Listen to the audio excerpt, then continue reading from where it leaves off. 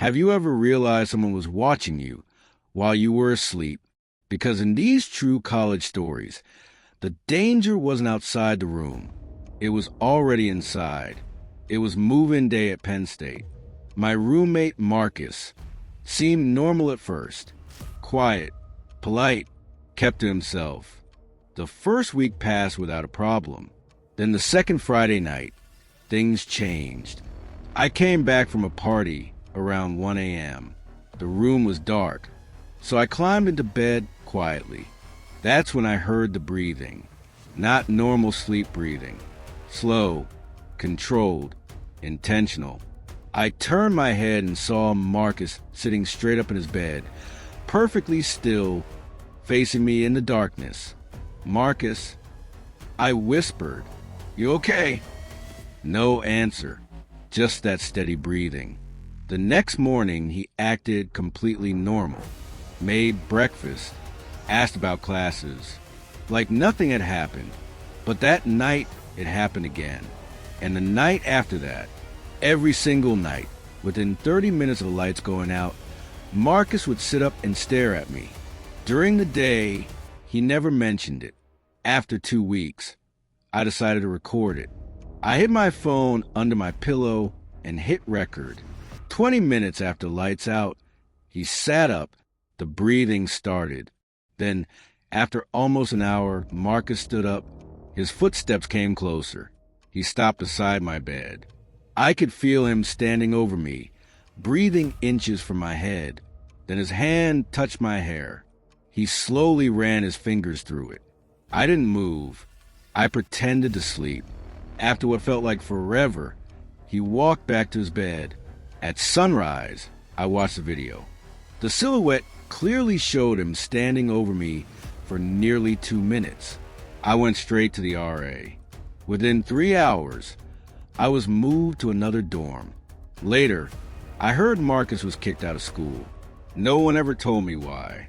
At this point, I thought the worst was over.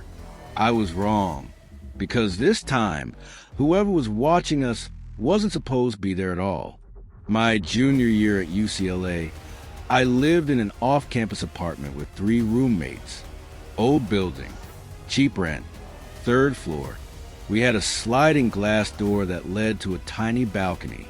We almost never used it. Then things started going missing. Phone chargers, snacks, loose change. We blamed each other. One night around 3 a.m., I noticed the sliding glass door was open a few inches. We always kept it locked. 2 nights later, I woke up to the sound of it sliding open. I grabbed my phone, turned on the flashlight, and stepped into the living room.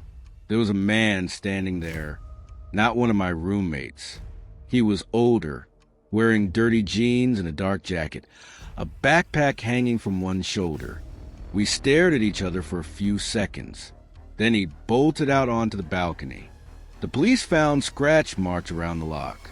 The officer told us something that made my stomach drop. The break-ins weren't about stealing valuables. They were about stealing small things, things people wouldn't notice. Chargers, food, hoodies. The police believed it wasn't about money. It was about being inside someone's home while they slept. They never caught him.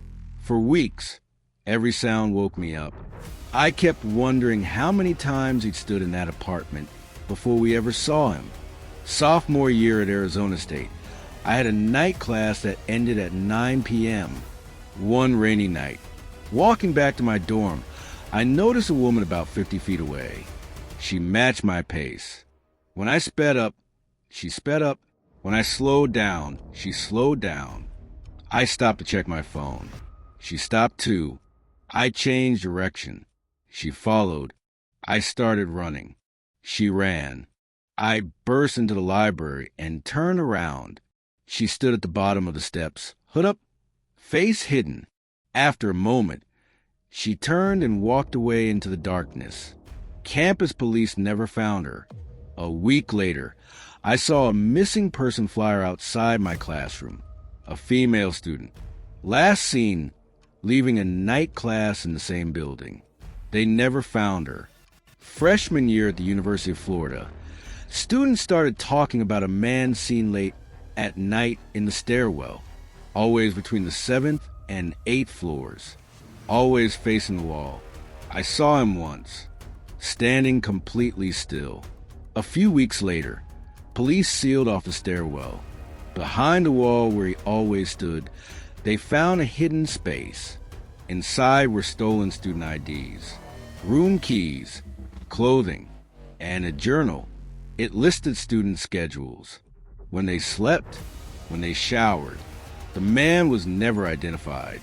No name, no DNA. No one ever saw him again. And the scariest part? We still don't know how long he'd been watching, or if he ever really stopped. To this day, none of them were ever caught. So tell me, which story disturbed you the most, and why? If you listen to stories like this late at night, make sure you're subscribed, because the next one might feel too close to home.